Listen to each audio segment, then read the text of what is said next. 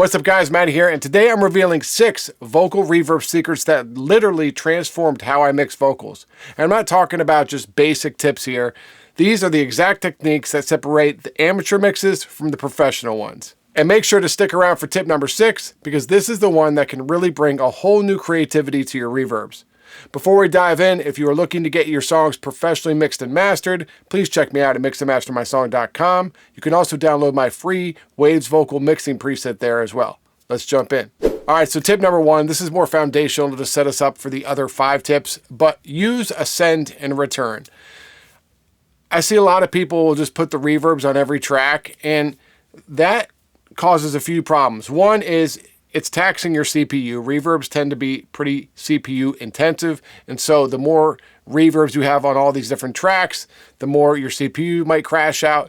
But the other reason, and this one to me is more important, is by having it on a send, you can not only send multiple tracks to that one reverb, but if you have a reverb just on the insert, you can't actually change it. You can't EQ it. You can't do all the things we're going to talk about today, adding delays, pre-delay, all that. You're limited in what you can do when it's just on the insert. If it's on the send, you still have your dry vocal, but you also have the return, the send into the return, where you can put EQ, distortion, delays, all kinds of stuff on that return reverb, but it won't affect your dry vocal, and you can adjust the amount that you want to send to that reverb, which is, the opposite. If it's on the insert, you're just kind of baked into what that is. So tip number 1, use a send, use a return, and it will make your life a lot easier. All right, so tip number 2 is sometimes known as the Abbey Road technique. However, it's really just EQ sculpting before you hit the reverb. And what that can do is not only take out the frequencies that you don't want the reverb to affect, but it can also help make other parts of the mix not so muddy. Let me show you how. So we're using the song Bad Days. You've probably heard it here if you watched my videos. But what we got is just a basic Valhalla vintage reverb, pretty much in its normal state. So what we're going to do is we're going to slide this Pro Q4 in here and filter it up to, maybe 2 to 500 area, and then do a cut here down to maybe 8K. Let's do 7.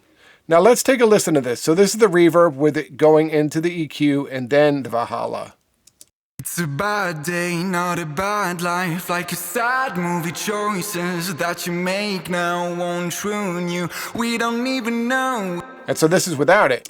It's a bad day, not a bad life, like a sad movie. Choices that you make now. Do you hear the difference? It's a little more cloudy, and like the reverb's getting a little bit lost. With the EQ filter, it's a little more detailed, and you're getting it just on what you want on the vocal.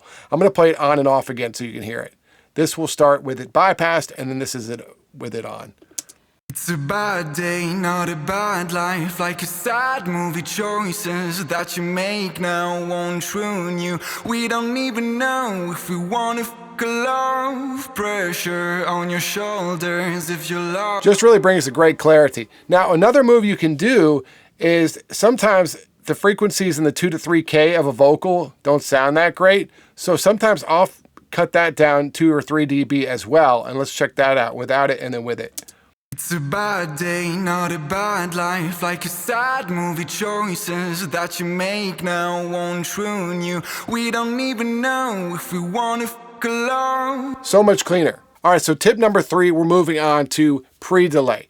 Now, most reverbs have a pre-delay knob. You can see here in the Valhalla it has it, and you can adjust it by milliseconds, which is very useful and helpful. However, pro tip here is I like to adjust the pre-delay by the tempo of the song. So for instance, this song is at 85. Now, you could do the math and calculate it for this pre-delay here. I find the easier way to do this is to put an H delay, or any delay, any simple delay will work here. 0 feedback, you're not trying to create a delay effect, you're just trying to delay the signal, right? So 0 feedback, and a lot of times this 1/64th triplet works fine, but you can play with it. And that's what's cool about doing it this way is you can shift to the different time bases and hear the pre-delay working with the time of the song. So check this out. I'm going to play it without this H delay, and then you're going to hear it turn on, and you'll just instantly hear the separation of the reverb and the vocal, which can really help in a dense mix.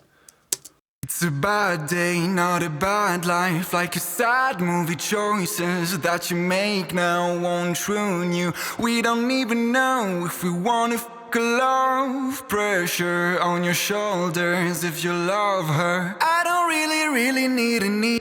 You hear that? It just really creates a little bit of a separation and the vocal becomes a lot more clear. Let me just show you some cool ways you can use this, and we'll move the delay time base to different times.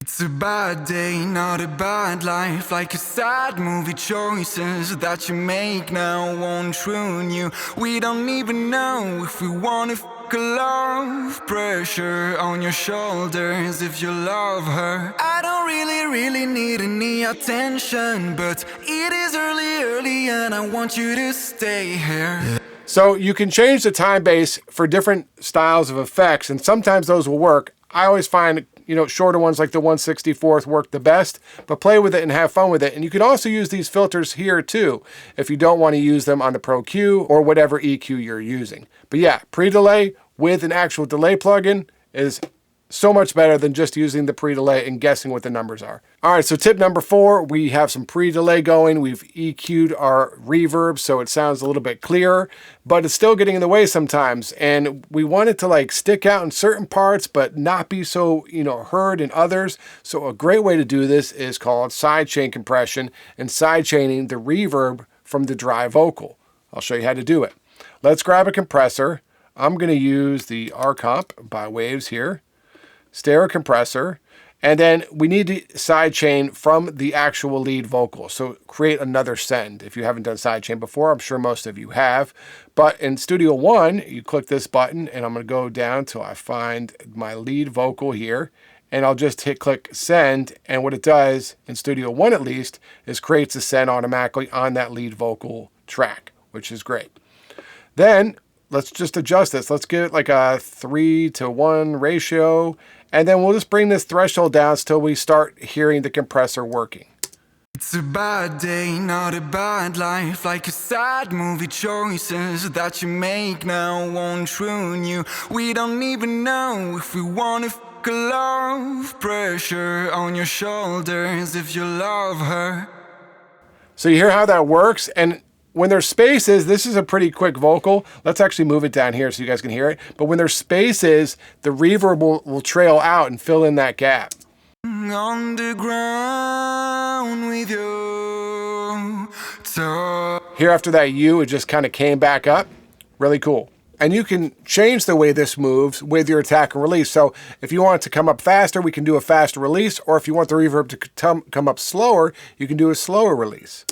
It's a bad day, not a bad life. Like a sad movie, choices that you make now won't ruin you. We don't even know if we want to fuck a love. Pressure on your shoulders if you love her. So you can really change the way the reverb moves by the attack and release. So really great way to get your reverb out of the way when it needs to be, but then come up when it doesn't. All right, so tip number 5 is using microdynamics or de-essing with your reverb return. And the reason to do this is even though you might have a de-esser on your lead vocal already, sometimes reverbs can get a little bit bright and you'll still get those S's coming out the return. So there's a couple ways to do this. First, I'll show you that the simplest way is just to find your favorite de-esser, wherever mine is, and then let's move this to the beginning of the chain before our H delay, which is our pre-delay, and just add a little de-essing onto it. It's a bad day, not a bad life. Like a sad movie, choices that you make now won't ruin you. We don't even know if we want to fuck a love. And so by doing that, we're clearing up a little bit of the S's before it actually hits the reverb. That's going to give us a cleaner signal in the end. That's a great way to do it. My personal favorite, though, is to use the plugin Soothe 2 to do this. And I tend to use it at the end of the chain, but there's no reason you couldn't put it at the beginning. And as I say this, it might be a good idea for me to put it at the beginning. But I like using this better than just a de-esser because it will get rid of all the different little frequencies that are sticking out and maybe not making the reverb sound that great.